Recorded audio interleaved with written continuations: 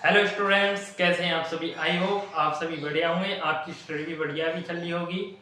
जैसे कि हम जानते हैं, हम पढ़ाते हैं ग्रेजुएशन के लिए मैथमेटिक्स और हमारी बात चल रही थी डिफरेंशियल कैलकुलस, जिसमें 3 लेक्चर हो चुके हैं। सिलेबस आप जान चुके होंगे। पिछले क्वेश्चंस में हमने कुछ कन्वर्जेंट सीक्वेंस करी थी। आज थ्योरम करने वाले, क्योंकि इसके बाद थ्योरम ही है। कन्वर्जेंट सीक्वेंस के बाद कुछ 2-3 थ्योरम है। 2 से 3 इंपॉर्टेंट थ्योरम है जिन्हें हम कवर करेंगे। पिछली बार सीसीएस यूनिवर्सिटी में आ चुकी है। देखिए, आप स्टडी अच्छे से कर रहे होंगे, आई होप, मैं ऐसा करता हूँ। डिस्क्रिप्शन में व्हाट्सएप टेलीग्राम के लिंक दे रखे हैं, ज्वाइन कीजिए नोट्स पीडीएफ बुक्स के लिए। तो चलिए थ्योरम की ओर बढ़ते हैं, समझते हैं, प्रूफ करते हैं। थ्योरम दे रखी है कि sequence can not convert to more than one limit. I dot E dot का सच दैट, यानी इसका जो वैल्यू लिखी, यानी जो भी लाइन लिखी थी, उसका कंप्लीट निचोड़ लास्ट की लाइन में होता है। इस तरीके से कोई भी चीज दिखाई दे, इसका मतलब बहुत ही कम स्टूडेंट जानते हैं। मान लीजिए जैसे कोई भी लाइन दे रखी हो, लास्ट में आई डॉट ई डॉट कॉमा लिख रहा हो, तो इसका मतलब है कि भाई जो भी लाइन लिखी हुई है, इसका सारा निचोड़ इसके बाद लिखा हुआ है। यानी ये कह रहा है a sequence can not convert to more than one limit, यानी कोई भी सीक्वेंस एक से ज्यादा लिमिट पर कन्वर्ज नहीं करता। यानी उसका लिमिट पॉइंट, यानी इसकी लिमिट एक ही होगी, ना कि एक से ज्यादा, सिर्फ एक होता है। अब क्या सीधी बात करी, the limit of A sequence यानी यूनिक, यानी इस यूनिक का मतलब क्या हो गया, एक ही लिमिट होती है। ये हमें प्रूफ करना है। हमें करना है जैसे कोई भी सीक्वेंस एसएन है, ऐसे सीक्वेंस है, तो उसकी लिमिट सिर्फ एल है। मान लो एक लिमिट है, एल ही होगी, ना कि एल डैश या L1 L2, कुछ ना कुछ इनकी वैल्यूज होंगी। तो ये बोला है सिर्फ एक ही लिमिट होगी, ना कि एक से ज्यादा। तो ये हमें प्रूफ करके दिखाना। अब ये कैसे प्रूफ करेंगे, तो मैं इसमें थोड़ा सा आपको समझाता हूँ, यानी बताने की कोशिश करता हूँ। ध्यान दीजिए, हम मानेंगे कि दो लिमिट है। हम इसमें सपोज करेंगे, वैसा होता नहीं है, सपोज करेंगे कि L और L डैश दो लिमिट है। यदि हम ये दिखा दें कि भाई ये दोनों आपस में बराबर है, यानी इनकी वैल्यूज बराबर, ये 5 है तो ये 5 है, ये 0 है तो ये 0 है, ये 1 है तो ये 1 है। अगर हम दो लिमिट माने कि ये अलग अलग लिमिट है और इन्हें सॉल्व करने पर यदि हमसे ये दोनों इक्वल आ जाती हैं, यानी इन्हें हम इक्वल दिखा देते हैं, तो इससे क्या मिलेगा, इससे पता चल जाएगा भाई आप कितनी भी लिमिट मान लो किसी भी सीक्वेंस की, कि 5 है, 6 है, 10 है, नहीं, वो सारी आपस में बराबर होती हैं। इसका मतलब है कि वह सीक्वेंस केवल वन लिमिट पर ही एग्जिस्ट करता है, यानी उसकी एक यूनिक लिमिट होती है। तो उसके लिए हमें सपोज करना होगा, हम क्या लिखेंगे, प्रूफ डालेंगे। ठीक है, चलिए तो समझते हैं। देखिए मैंने क्या लाइन लिख दी है, हम समझेंगे, फिर आगे हम बढ़ेंगे। मैंने लिख दिया, अब मैंने बोला था लिमिट पॉइंट यूनिक ही होता है, ये हमें प्रूफ कर देना होता है, ये हमें करके दिखाना है। तो मैंने लिख दिया इफ पॉसिबल, यदि संभव है, यदि संभव है तो सपोज, यानी मान लीजिए a sequence Sn convert to two distinct numbers L and L dash. If possible, यदि संभव है तो सपोज मान लीजिए कोई भी सीक्वेंस ए सीक्वेंस Sn, यानी एक सीक्वेंस Sn कन्वर्ट करता है दो डिस्टिंक्ट नंबर, यानी दो अलग नंबर्स पर, किन किन पर, N एंड L डैश। वैसे ही संभव नहीं है, हम मान रहे हैं। तब नाउ, अब हमने मान लिया है, तो हम क्या करेंगे, नाउ हम लिख देंगे, now sequence Sn converts to L। क्या कर रहा है, Sn कन्वर्ट्स कर रहा है L पर, कन्वर्ट्स टू L, यानी फिर देयर एक्सिट्स। हम देखो एक चीज नई बात बताता हूं, ये उल्टा ई करके जो इस तरीके से बनाते हैं, इसका मतलब होता है देयर एक्सिट्स। जहां भी बुक में दिखे तो इसका मतलब है देयर एक्सिट्स लिखा है। ठीक है, तो देयर एक्सिट्स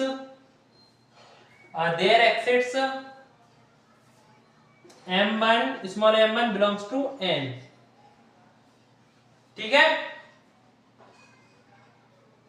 ऐसी वैल्यू बिलोंग करेगी वहां स्मॉल m1 जो नेचुरल नंबर से बिलोंग करे, सच दैट, तब by definition of convergent, converge कर रहा तो convergent sequence Sn minus L less then epsilon for all, जहां स्मॉल n की वैल्यू ग्रेटर देन इक्वल है m1 से। ठीक है, आप क्या करो, पहली कंडीशन लिख दी कि यदि S1 कन्वर्ट कर रहा है L पर, तब वहां देयर एक्सिट्स वहां पे m1 वैल्यू स्मॉल m1 ऐसी बिलोंग करेगी जो n से बिलोंग करेगी, यानी नेचुरल नंबर से। तब by convergence theorem, sorry convergence to can Sn minus l less than होता है एप्सिलॉन से फॉर ऑल, जहां स्मॉल n की वैल्यू ग्रेटर देन इक्वल होती है स्मॉल m1 की। इसे इक्वेशन 1 बना लेंगे। इसी प्रकार से क्या करेंगे, Sn l' को भी कन्वर्ट करना है, यह लिखेंगे Sn कन्वर्ट्स टू, हमने माना है ना तो वही बात लिख रहा हूं, यदि l को कन्वर्ट करेगा तो ये कंडीशन होगी, और यदि Sn कन्वर्ट्स टू l' तो there exists m2 belongs to capital N such that Sn minus l' less than epsilon for all small n की वैल्यू ग्रेटर देन इक्वल होगी m2 के। ठीक है, और इसे हम मान लेंगे इक्वेशन 2। आप बस पहले भी समझ में नहीं आ रहा होगा, मैं जानता हूं, बट आप इतना जो मैं समझाना चाह रहा हूं बोल रहा हूं उसे आप लिखते रहिए और नोट कीजिए। अब देखिए अब क्या करेंगे, हम लिखेंगे सिंस, अब बताओ जब हमने बोला था कि जो आपका सीक्वेंस है दो डिस्टिंक्ट नंबर l और l' पर कन्वर्ट कर रहा, यानी मैंने डिस्टिंक्ट बोला, डिस्टिंक्ट का मतलब अलग अलग, यानी अगर इसकी वैल्यू 5 है तो मान लो इसकी 6 है, या इसकी 7 है, या 8 है, या इसकी 4 है, 0 है, इसकी 1 है, 2 है, 3 है, यानी इनकी वैल्यू सेम नहीं है। मान लो l की वैल्यू 5 है तो l' की वैल्यू 5 नहीं होगी, यानी ये आपस में बराबर नहीं है। तो हम लिख सकते हैं since l not equal to l', ठीक है, l not equal to l', तो हम क्या बोल सकते हैं कि यदि देयरफॉर, अगर हम दोनों को आपस में घटा दें l माइनस l' कर दें, मान लो l की वैल्यू 6, l' की 5 भी है, तो क्या 1 बचेगा, 1 क्या है 0 से ग्रेटर देन है, यानी जब इनकी वैल्यू डिस्टिंक्ट है अलग अलग है तो इन दोनों को आपस में घटाएंगे तो कम से कम वैल्यू 0 से तो बड़ी बैठेगी। बताओ 0 से बड़ी बैठेगी कि नहीं बैठेगी, अगर सर के बिल्कुल बैठेगी बड़ी। इसी प्रकार अगर हम अब एक कंडीशन और लेट कर लें, यहाँ पर देखिए चेक करा था, थोड़ा सा कैमरे में प्रॉब्लम हुई थी, थोड़ा सा ब्लर दिख रहा था, अब समझ आ रहा। तब क्या होगी, मान लीजिए l डिफरेंट है, इन दोनों को आपस में घटाएंगे कम से कम इतनी तो वैल्यू प्राप्त हो जाएगी जो 0 से बड़ी होगी। अगर हम ये मान लें कि लेट एप्सिलॉन की वैल्यू l माइनस l' के हाफ के बराबर है,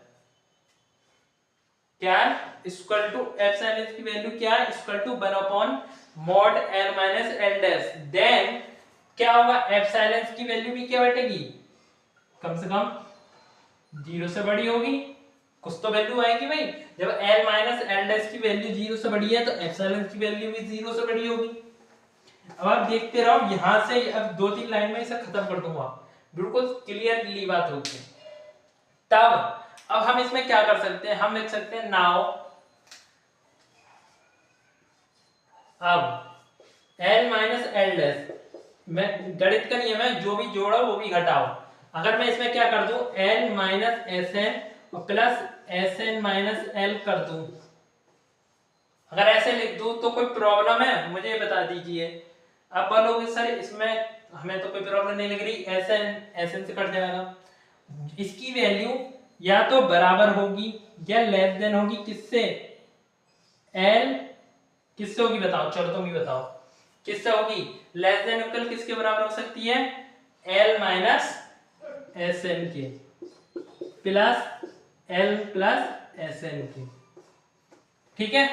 और जब यहां से आप देख रखे हैं l माइनस जो Sn है, मैं इसलिए थोड़ा सा साइड पर जाता हूं जो क्लियर हो जाए, आपको सही से दिख जाए, ठीक है ना, इसे सही से आपको दिख जाए।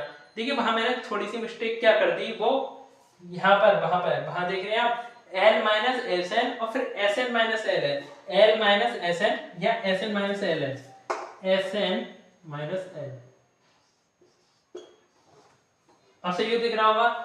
अब जो कि लेस देन है, इनकी वैल्यू एप्सिलॉन के बराबर है, एप्सिलॉन प्लस एप्सिलॉन, यहां लिख देता हूं लेस देन है, इनकी वैल्यू क्या है एप्सिलॉन प्लस एप्सिलॉन, ये एप्सिलॉन के बराबर है।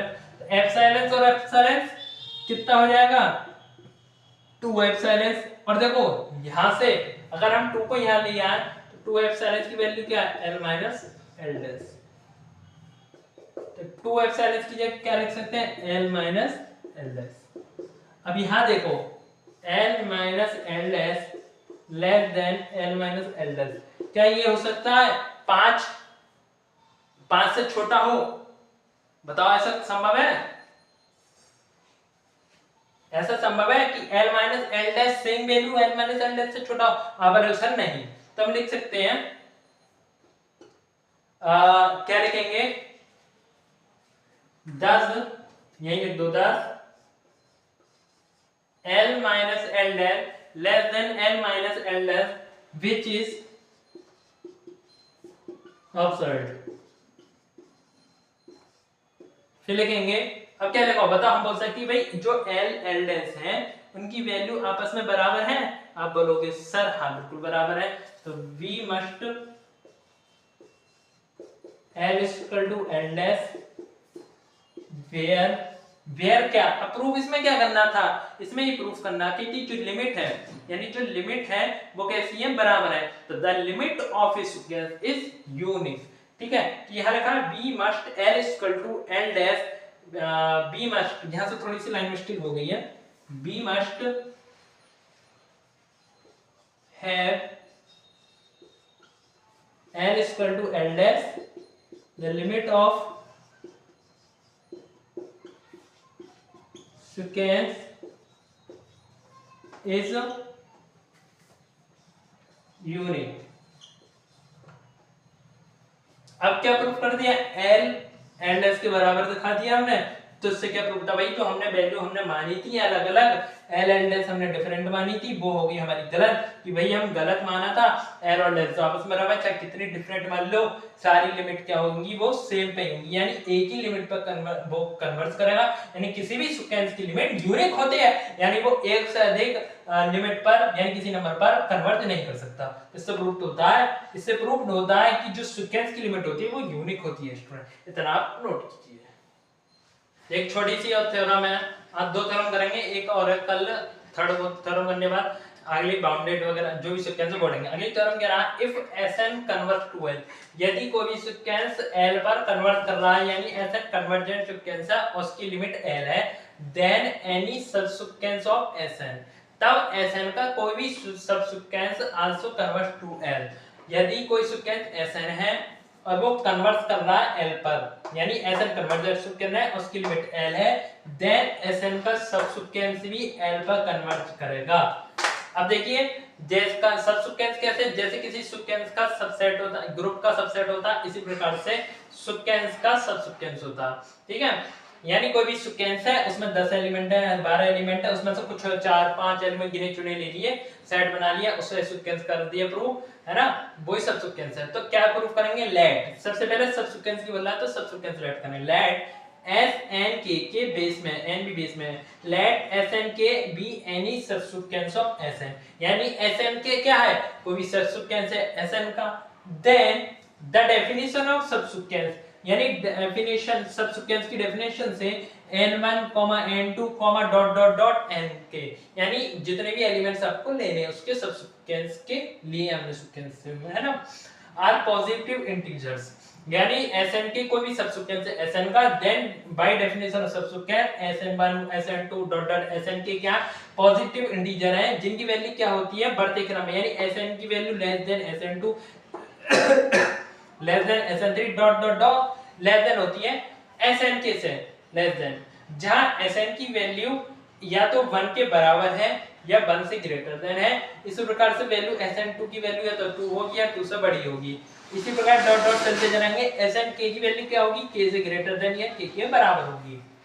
ठीक है, दोबारा समझिए, Sn का कोई सब सीक्वेंस है, Sn की हमारे पास सब सीक्वेंस की रेफरेंस से इंटीजर्स होते हैं positive n1 n2 dot dot n तक, जहां Sn की वैल्यू Sn से छोटी होती है, Sn2 की वैल्यू Sn3 से होती है, Sn3 की वैल्यू छोटी होती है Sn4 से, कहां तक वैल्यू Sn के तक, जहां Sn की वैल्यू है तो 1 होगी या 1 से बड़ी होगी।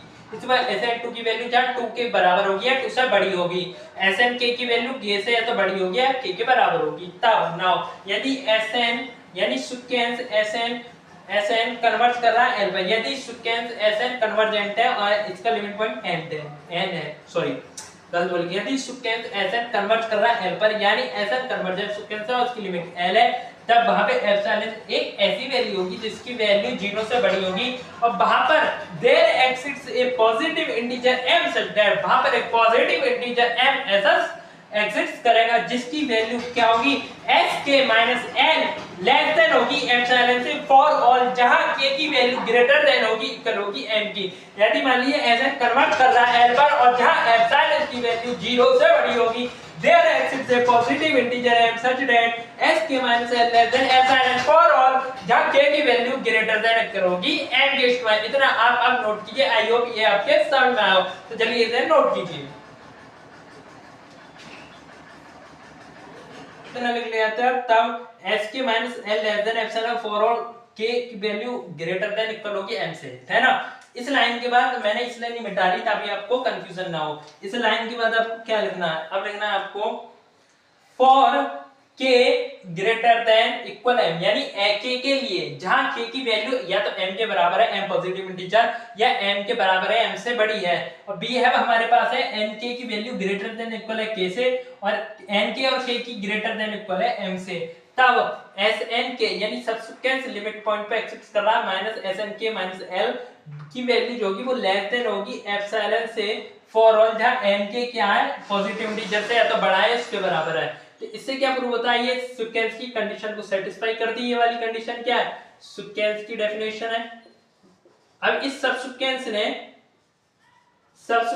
सीक्वेंस की डेफिनेशन डिफाइन कर दी यानी सेटिस्फाई कर दी, तो इसका मतलब क्या है, ये सबसीक्वेंस भी क्या है इस पर लिमिट पर n लिमिट पर कन्वर्ज करेगा, इसलिए Sn के converge to L, hence proved. यानी ये थ्योरम क्या होती है आपकी इस प्रोडक्ट से कंप्लीट होती है। तो आज की वीडियो आपको अच्छी लगी होगी और आज वीडियो में इतना ही, मिलते हैं अगले नेक्स्ट लेक्चर में, तब तक के लिए स्टूडेंट जय हिंद। और चैनल पर पहली बार हैं, चैनल को सब्सक्राइब कर दे, वीडियो को लाइक कर दो, अपने अदर फ्रेंड्स के साथ शेयर कर दो।